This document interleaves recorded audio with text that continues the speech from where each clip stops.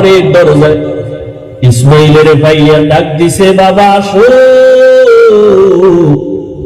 কিন্তু ইসমাইল চেনে নাই লোকটাকে। ঘরের মধ্যে দৌড় দিছে। আল্লাহর নবী সালাম দিলেন, আসসালামু আলাইকা ইয়া আহলাল বাইত। ঘরের মধ্যে ঢুকে যখন হাজেরা দেখলো, সালাম দিয়ে কান্না শুরু করলো, চোখের পানি, হৃদয় হৃদয় ভাঙ্গা কান্না। ইসমাইলের মা কয়, চিনোনি বাবা? এই তোর বাবা ইব্রাহিম, বাবার কাছে যাও, দূরে থাকিও না। মালিকের কঠিন পরীক্ষার ইসমাইল, এই তোর বাবা নবী ইব্রাহিম। বাবা সন্তানের পাইয়া বুকে জড়াইয়া কান্নার আওয়াজ, এমন মায়ার কান্না শুরু হয়ে গেল। নবী আবার চিন্তা করলেন, না জানি আবার মায়ার কারণে পরীক্ষায় ফেল করি। নবী বললেন, হাজেরা দেরি করার সময় নাই, জবাই করতে নিব তাও তো বলা যাবে না। নবী কৌশল করে বললেন, ও হাজেরা, ইসমাইলের সুন্দর করে সাজাইয়া দাও, মালিকের দাওয়াতে যাব। না, হাজেরা তো ভাবছেন দুনিয়ার কোন মালিক দাওয়াত দিছে সেখানে যাবে। না, হাজেরা বুঝতে পারেন না যে আসল মালিক দাওয়াত দিয়েছে। না, হাজেরা এতটুকু বুঝা দুনিয়ার মালিকের দাওয়াতে যাবে, বাবার সাথে যাবে। মা বড় আনন্দিত হইয়া ইসমাইলের এমন সুন্দর করে সাজায় দিলেন। এবার ইসমাইলের নিয়ে বাবা রওয়ানা। বাবা সামনে হাঁটে, ইসমাইল পেছনে পেছনে হাঁটে। মা দুঃখিনী দরজার কিনারায় দাঁড়ায় দাঁড়ায় সন্তানের দিকে তাকায় থাকে। একটা সন্তান যখন আপনাদের এলাকার মানুষ বাঁশখালী থেকে চট্টগ্রাম যায় বা বিদেশ যায়, মা ঘর থেকে যখন সন্তানের বের করে দেয়, মা চোখের পানিগুলো আঁচল দিয়া মুছে সন্তানের পেছনে পেছনে মাও কিছু দূর আগায় যায়। মা সহ্য করতে পারে না, সন্তান আবার কই, ওরে আমার কাছে থাইকা যখন মা বলিয়া ডাক দেয়, কলিজাটা ঠান্ডা হয়ে যায়। একটা সন্তানের মা ডাকে এত মজা, দুনিয়ার বাদশাহ যদি বানায় দেয় এত মজা পাওয়া যায় না। সন্তান যখন আম্মু বলে ডাক দেয়, মায়ের কলিজাটা ঠান্ডা হয়ে যায়। মা হাজেরা ইসমাইলের বিদায় দিয়া তাকায় তাকায় কান্না করে। ইব্রাহিম নবী পিছনে তাকায় না, তাকাইলে মায়ার কারণে পরীক্ষায় পাশ করা যাবে না। ইসমাইল আনন্দে আনন্দে যখন বের হয়ে যাচ্ছে, শয়তানের মাথা গরম হয়ে গেল। এই পরীক্ষায় যদি ইব্রাহিম পাশ করে, দুনিয়াওয়ালারা বহু বিধর্মী মুসলমান হবে। কেমনে পরীক্ষায় ফেল করানো যায়? হাজেরাকে একটু ধোকা দেই। হাজেরারে গিয়া ধোকা দিয়ে কয়, হাজেরা ইসমাইলের কোথায় ছাড়লা? কয় মালিকের দাওয়াতে গেছে। বলে কোন মালিক? বলে দুনিয়ার কোন বাদশা পায় না। না, আমি জানি আল্লাহ দাওয়াত দিছে। কেন? হাজেরাকে বলে জবাই করার জন্য। হাজেরা ডাক দিয়ে কয়, রে শয়তান, তুই আমাকে ধোকা দিস না। একটা বাবা হইয়া কোনদিন সন্তানের জবাই করতে পারে না। যখন এই কথা বলছে, শয়তান ডাক দিয়ে কয়, আল্লাহ হুকুম করছে জবাই করার জন্য। হাজেরা চোখের পানি ছাড়িয়া কয়, রে শয়তান, যদি আমার মাওলা হুকুম করে একজন ইসমাইল না, আল্লাহ যদি আমারে আরো ইসমাইল দেয়, আমি সব আল্লাহর রাস্তায় ছেড়ে দিতে রাজি। শয়তান দেখলো এখানে হাজেরাকে ধোকা দিয়ে আটকানো যায় না, দৌড়াইয়া গেছে শিশু ইসমাইলের একটু ধোকা দেওয়ার জন্য। ইসমাইলের গিয়া যখন ধোকা দিতে গিয়া কয়, ইসমাইল কই যাও? বাবার কাছে ছুরি আছে, তোমারে জবাই করবে। ইসমাইল তো বুঝ কম, ডাক দিয়া কয়, আব্বা যান, আপনি কি আমাকে জবাই করতে নিয়ে যাইতেছেন? এবার ইব্রাহিম কয়, শয়তান পাথর মারো। এই রং 3 জায়গায় ধোকা দিছে। ইব্রাহিম আর ইসমাইল মিলিয়া 3 জায়গায় পাথর মারলেন। আল্লাহ তাআলা আইন করে দিলেন, আমার ইসমাইলের কথা কাজটা আমার কাছে ভালো লাগছে। ইব্রাহিমের এই কাজটা কিয়ামত পর্যন্ত স্মৃতি হয়ে থাকবে মুসলমানের কাছে। আজকে যেই 3 জায়গায় ইসমাইল আর ইব্রাহিম পাথর মেরেছেন, ওই 3 জায়গায় পিলার করা আছে। ও হাজিরা, তোমরা হজ করতে গিয়া ওই 3 জায়গায় যদি পাথর না মারো, তোমাদের একজনের হজও কবুল হবে না। এবার নিতে নিতে ইসমাইলকে নিয়ে মিনা বাজারে হাজিরা, এখন যেখানে কোরবানি দেয়, ইসমাইলের যেই জায়গায় কোরবানি দিয়েছেন ওই জায়গায় ইব্রাহিম নবী ইসমাইলের নিয়া এবার চিন্তা করলেন, আল্লাহ আমারে কেমন সন্তান দিলেন, একটু পরীক্ষা করে দেখি।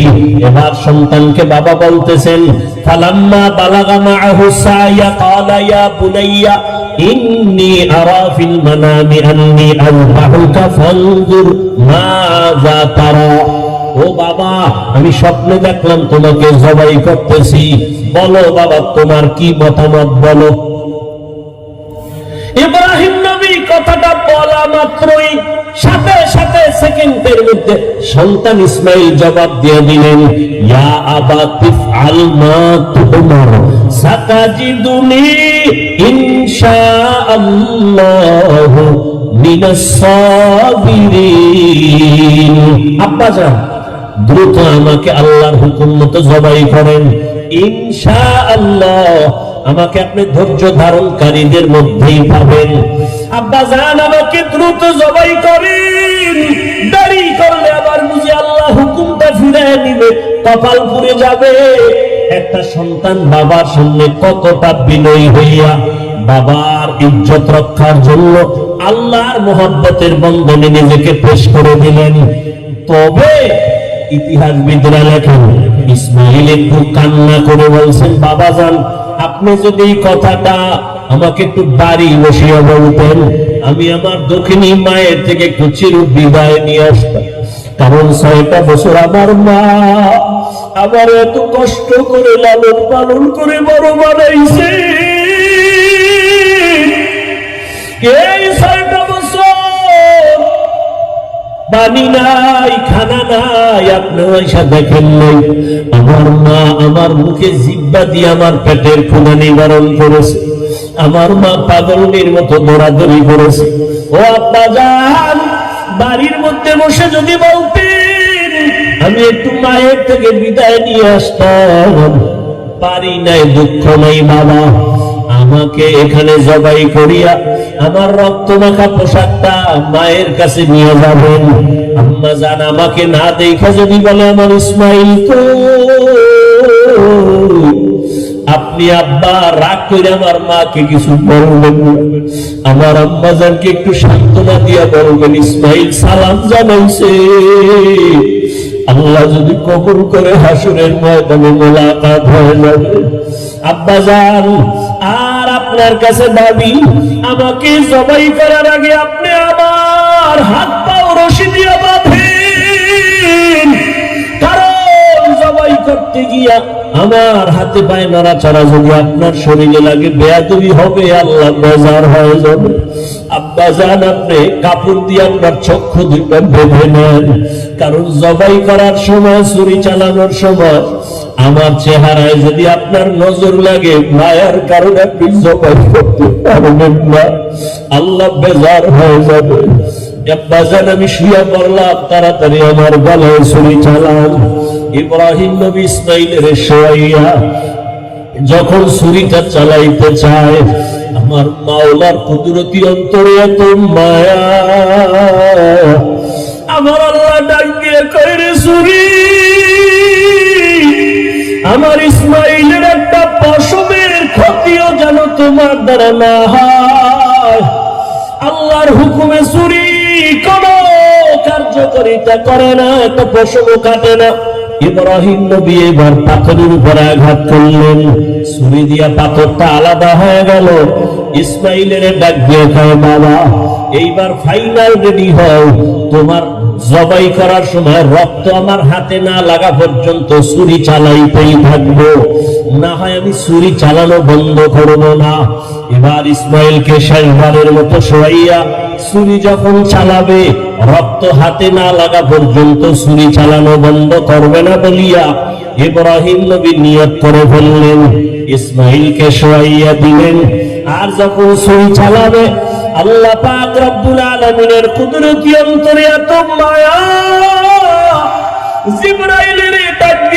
জিবরাইল, আমার ইব্রাহিমের ওয়াদা এমন ত্যাগ আর নিয়ত যে রক্ত না লাগা পর্যন্ত ছুরি চালানো বন্ধ করবে না।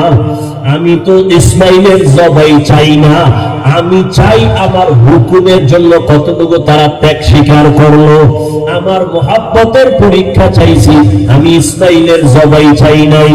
আমার হুকুম মতো প্রশ্ন ছাড়া যখন তারা দুজনে রেডি হয়ে গেল, আমার পরীক্ষা হয়ে গেছে, আর লাগবে না। ইসমাইলের জবাই করার আগে, ছুরির নিচে দেওয়ার আগে জান্নাতি একটা দুম্বা দিয়ে যাও, ইসমাইলের সরাইয়া জান্নাতি দুম্বাটা যখন ছুরির নিচে দিয়া দাও। ইব্রাহিম নবী ছুরি চালায়, জিব্রাইল আমিন দুম্বা নিয়ে রওনা। দেখতেছেন যাইতে না যাইতেই মনে হয় ছুরির নিচে ইসমাইল জবাই হয়ে যাবে। জিব্রাইল আমিন আসমান থেকে একটা আওয়াজ দিছে, আল্লাহু আকবার, আল্লাহু আকবার। ইব্রাহিম নবী তাকাইছেন, তিনিও ডাক দিছেন, আল্লাহু আকবার, আল্লাহু আকবার। এবার ইসমাইল আওয়াজ দিলেন, লা ইলাহা ইল্লাল্লাহ। এইভাবে আওয়াজ দিয়া ইব্রাহিম নবী যখন চক্ষু খুলে দেখেন রক্ত হাতে লাগছে, ছুরিটাও ছাড়লেন। যখন তাকায়া দেখে খুশি মনে ইসমাইল বুঝি কোরবানি হয়ে গেল, কিন্তু না, দেখে একটা অপরিচিত জন্তু জবাই হয়ে গেল। ইসমাইল পাশে সুন্দরভাবে দাঁড়ানো।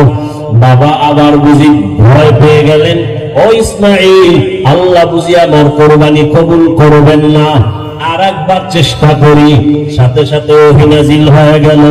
আল্লাহ কয়, ওয়ানাদাইনাহু আইয়া ইব্রাহিম কদ সাদ্দাকতার রুইয়া ইন্না কাযালিকা নাজজিল মুহসিনিন। ইব্রাহিম, তুমি আমার পরীক্ষায় পাস করছো। হাজেরা কাঁদতেছে ইসমাইলের জন্য, জলদি করে যাও। বলে আসো মালিকের দাওয়াতে যাই, মালিকের থেকে কি হাদিয়া দিবা? আমার পক্ষ থেকে দুম্বার গোশত হাদিয়া দিয়ে দিলাম। ওয়াফাদাইনাহু বিযিবহিন আযীম, আমার পক্ষ থেকে হাদিয়া দিলাম এই জবাই করা দুম্বার গোশত। ইসমাইলের নিয়ে যাও, ইসমাইলের হাজেরার কোলে ফিরায়া দাও, আর মালিকের পক্ষ থেকে দুম্বা হাদিয়া পৌঁছাইয়া দাও। আল্লাহ রিজিকের ব্যবস্থা করে দিলেন। মানুষজন বসবাস শুরু হয়ে গেল। এখন আর ওয়ানাবাদী এলাকা আবাদী হয়ে গেল, মানুষজনের অভাব নাই। কত আনন্দে জীবন যাপন করে ইসমাইল বড় হতে হতে হতে হতে 6 বছর প্লাস হচ্ছে। ইব্রাহিম নবীর মধ্যে একদিনও আর আসেননি। আল্লাহর পরীক্ষা দ্বিতীয়টা এবার আবার শুরু, কোরবানির। ওদিকে ঢুকবো।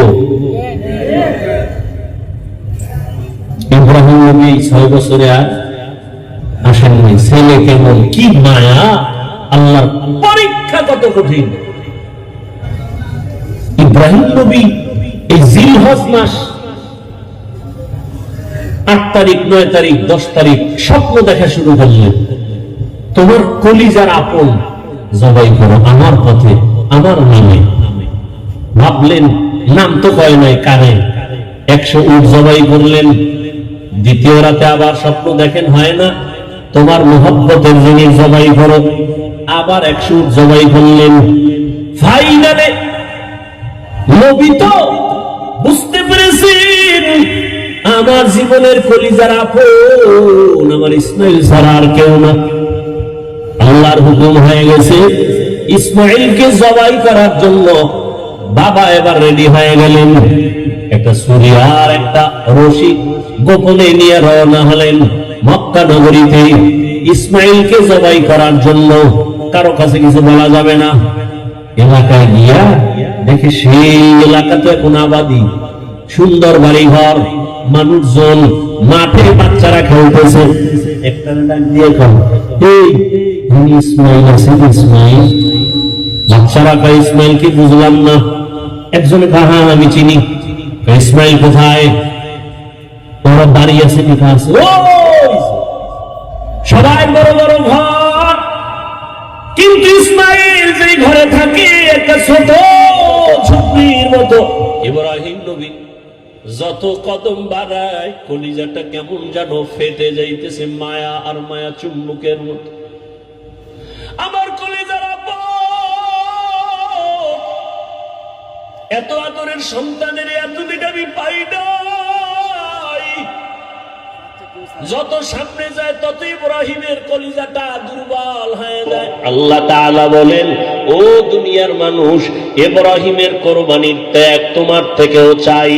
ও মুমিন, এই ত্যাগ স্বীকার করতে গিয়া তোমার থেকে রক্ত চাই না, গোশত চাই না, আমি চাই তোমার অন্তরের ত্যাগ আর মুহাব্বত আর তাকওয়া। লা ইয়ানালুল্লাহা লুহুমুহা ওয়ালা দিমাউহা ওয়ালাকিন ইয়ানালুহুত তাকওয়া মিনকুম। ও আমার যুবক বাবারা, ও পর্দার আড়ালের মা বোনেরা, ও বৃদ্ধ বাবাজি, আমার আল্লাহর পরীক্ষায় পাশ করিয়া জান্নাত পাওয়ার জন্য একজনের চেষ্টায় হবে না। হাজেরার যেমন চেষ্টা, ইসমাইলের তেমন চেষ্টা, নবী ইব্রাহিমের তেমন চেষ্টা। একটা ঘরের ভেতরে একটা জান্নাতি পরিবেশ তৈরি করতে হলে বাবারও এক মন হতে হবে, স্ত্রীকেও এক মনওয়ালা হতে হবে, সন্তানেরও মতামত এক থাকতে হবে।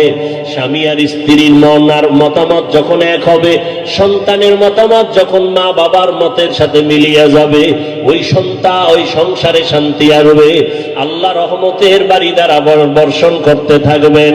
ও আমার যুবক বাবারা, ও পর্দার আড়ালের মা বোনেরা, আম্মাজান হাজেরা যদি নিজের থেকে সহযোগিতা না করতেন, ইব্রাহিম নবী পাশ করতে পারতেন না। ইসমাইলও যদি বাবার কথায় একমত না হইতেন, পরীক্ষায় পাশ করা যাইত না। অতএব যারা মা আছেন, আপনার সন্তানটাকে আপনি ডাক্তার বানাবেন, ইঞ্জিনিয়ার বানাবেন, তবে আদর্শবান বানায় যান, বেয়াদব যেন না হয়। সন্তান কখনো যেন আচরণ দিয়া আপনাদের কষ্ট না দেয়, সন্তানের আচরণে যেন শিক্ষক কষ্ট না পায়, সন্তানের আচরণে আলেম ওলামা মুরব্বীরা যেন কষ্ট না পায়।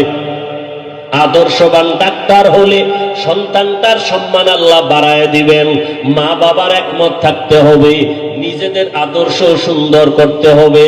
ও আমার যুবক বাবারা, আমি এতক্ষণ বয়ান যা করলাম একবারও কিন্তু বলি না স্কুল কলেজ বাদ দিয়া মাদ্রাসায় যাও, আমার মতো টুপিওয়ালা হও, বরং আমি শেষ বেলায় বলে গেলাম, তুমি ডাক্তার হও, ইঞ্জিনিয়ার হও, প্রফেসর হও, স্কুল কলেজে বড় কোনো বাধা নাই, তবে বেয়াদবি করবা না। মা বাবার দোয়া নিও, শিক্ষকের দোয়া নিও, ওলামায়ে কেরামের দোয়া নিয়ে আদর্শ ডাক্তার হইও। মা বাবার সাথে যদি বেয়াদবি করে বরদোয়া নেও, মরার আগে পঙ্গু হয়ে যাবা, কপাল পুড়ে যাবে। শিক্ষকের সাথে যদি বেয়াদবি করে বরদোয়া নাও, লেখাপড়ার জীবন থেকে ধ্বংস হয়ে যাওয়া। আলেম ওলামার বরদোয়া নিয়ে যদি চলো, বেয়াদবি করো, তোমার চরিত্র নষ্ট হয়ে যাবে। এই তিন জায়গার দোয়া নিয়ে চলিয়া ডাক্তার হও, জীবন সফলতার দরজা খুলে দিবে। তুমি ইঞ্জিনিয়ার হলো, তুমি সফল ইঞ্জিনিয়ার হবা, দুনিয়ার সবাই তোমাকে মোহাব্বত করবে, সম্মান করবে। ও আম্মা জানেরা, আপনার মতো কত মা এখনো আছে আদর্শবান, স্বামীর মাল হেফাজত করেন, মোবাইলে সময় নষ্ট করে না, সন্তানগুলোকে আদর্শওয়ালা বানানোর চেষ্টা করে, স্বামীর মাল হেফাজত করে, 5 ওয়াক্ত নামাজ পড়ে, পর্দা করে। আম্মা জানেরা, আপনারা কেন পারবেন না? এখনো সময় আছে, তওবা করে নেন। ও আমার যুবক বাবারা, তোমার মতো কত যুবক স্কুল কলেজে পড়ে, নামাজ ছাড়ে না। মনটাকে প্রশ্ন করো, তুমি কেন পারো না রে বাবা? তোমার কপালে কার বরদোয়া লাগছে? এখনো সময় আছে, তওবা করো। তোমার মতো যুবক RAB, army, police, BDR, OC, DC SP 5 ওয়াক্ত নামাজের অভাব নাই, বলো তুমি কেন পারবা না? এখনো সময় আছে, তওবা করে নাও। মনে মনে আল্লাহকে বলো, আল্লাহ, দুনিয়ার রং তামাশায় পড়িয়া, মনের খাহেশ মিটাইয়া, মনের শখ মিটাইয়া কত গুনাহ করেছি। মনে চাইছে নামাজ পড়বো না, পড়ি নাই। মনে চাইছে দাড়ি কাটবো, কেটে ফেলেছি। মনে চাইছে পার্কে যাব, পার্কে চলে গেছি। ও আল্লাহ, শখে শখে গুনাহ করে ফেলেছি, আর কত শখ করিয়া গুনাহ করব? কোন দিন মরণ হবে জানা নাই। কত যুবক রাস্তায় গাড়ি চালায়, নামাজ বাদ দেয় না, আবার হঠাৎ করে কত যুবক বুকে ব্যথা উঠা মরিয়া যায়। আজকে থেকে তওবা করলাম, আর নামাজ ছাড়বো না, বেপরদায় চলবো না, মা বাবাকে কষ্ট দিব না, ওলামায়ে কেরামের দোয়া পরামর্শ নিয়া, শিক্ষকের দোয়া নিয়া, মা বাবার দোয়া নিয়া, নবীজির আদর্শ মতে চলবো। তওবা করার মতো যদি কারো অন্তর তৈরি হয়, মুনাফিকি যদি না থাকে, খাঁটি তওবার নিয়তে দুটো হাত আল্লাহকে দেখাইয়া দাও। আয় আল্লাহ, হাতগুলো কবুল করে নেন, তওবা কবুল করে নেন, আদর্শওয়ালা মানুষ বানায় দেন, নবীর আদর্শে চলার তৌফিক দান করেন, মা বাবার দোয়া নেওয়ার তৌফিক দান করেন, শিক্ষকের দোয়া নিয়া, উলামায়ে কেরামের দোয়া নিয়া চলার তৌফিক দান করেন। আমিন। আলহামদুলিল্লাহি রাব্বিল আলামিন। ওয়াসসালাতু